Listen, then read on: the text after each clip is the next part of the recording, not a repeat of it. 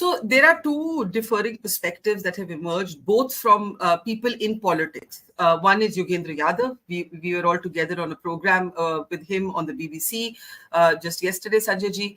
And the other is Prashant Kishore. Dono hi, in their interviews to me, have very differing perspectives. Mr. Kishore says the BJP will be back with more or less the same numbers, but Mr. Modi's brand is in decline, and it's the opposition's failing to channel angst on the ground into a better result for themselves.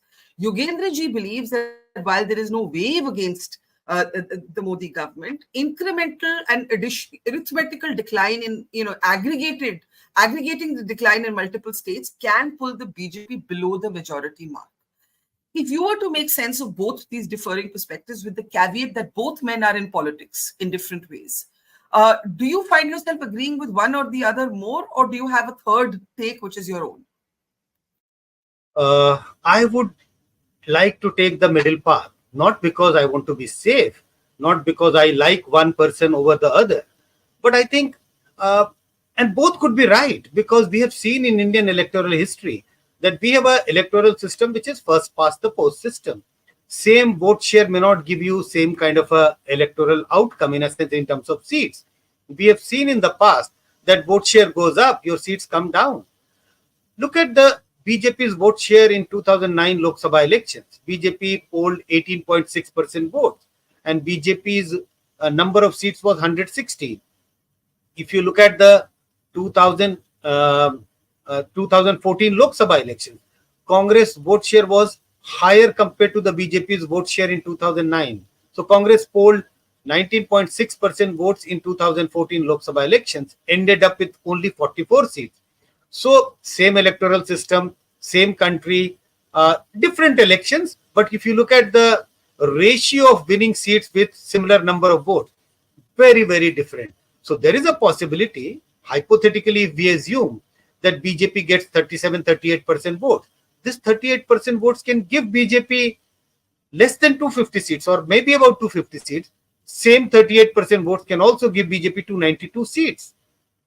There is a possibility that the BJP's votes, if it gets concentrated in a very large number of constituencies, they might lose a lot of seats. But if the vote is evenly spread with a similar vote, you could win large number of seats. I'm saying a very remote possibility that similar vote can give you two extreme seat shares. But there still is a possibility. My own sense is that BJP crossing 300 mark is a very tough task, very difficult. In my opinion, almost, I won't say use word impossible, but very unlikely. And BJP coming down below 250, 240 is also extremely unlikely. But you have given two figures, right? You have said that the BJP crossing 300 is very tough, right? Absolutely. And you're also saying that the BJP coming down below 250 is also tough. That still leaves the space for the BJP to fall below 272, which is the majority mark. My personal opinion is that BJP, despite sliding down, would finally be able to stand up, control, which is to say BJP will get a majority of its own. That's most likely scenario as I see today, which is maybe few days before the last phase of polling. So BJP is most likely to get a majority of its own. We never know. It could slip from the majority mark by 4 or 5 seats. It could get a majority mark, cross the majority mark by say 4 or 5 seats. Most likely scenario, in my opinion, seems to be in the range of 276, 282. That's the most likely scenario, in my opinion. So say that again, because you have now given a specific number, which I think we must talk a little bit about. Most likely between range. No, I'm not. No, I don't think that we should stick our neck out and start discussing the exact number.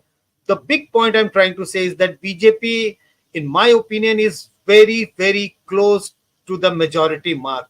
Safe, I can say that BJP is in the safe range of getting a majority mark or crossing the majority mark on its own. Now, you are talking about crossing 300 being difficult. What you're looking at is a situation where you're talking about some decline for the BJP, but not enough to have a dramatically different outcome than what was expected in this election. Would that be a fair summary? Yes. The reason are very simple. I think if you look at the 2019 victory of BJP, BJP not only won 303 seats, but there are large number of constituencies, say 224, where BJP's vote share was very high, more than 50% plus. So yes, even if BJP's vote share decline in these constituencies, maybe BJP will not be in a position to lose a large number of seats of these 224 Lok Sabha seats. So that is why my own sense is, even if there is a decline, yes, BJP is slipping down, but even with that slip, BJP will be able to get a majority of its own.